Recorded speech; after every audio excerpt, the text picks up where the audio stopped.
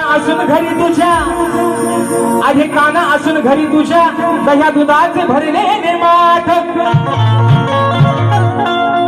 काना राधा तुला काय म्हणते, अरे तुझ्या पण घरात त्या दह्या दुधाचे माठ भरलेले आहेत. तू पण एक गवळ्याचाच पोर आहेस, मग तुझ्या घरात पण आहे ना अगदी हवा तसा डेर दाबून चपून भरलेला आहे. म्हणून राधा तुला म्हणते, अरे काना असून तुझ्या घरी भरलेले दह्या दुधाचे माठ. मग घेऊन सवंगडी येतो कान्हा, आणि आमची आडवा यावा. मग जाता मथुरे बाजारी, आम्ही जाता मथुरे बाजारी, हा धरतो नेहमी आमचीच पाट. मनाही सोडणार तुला आज मी कान्हा,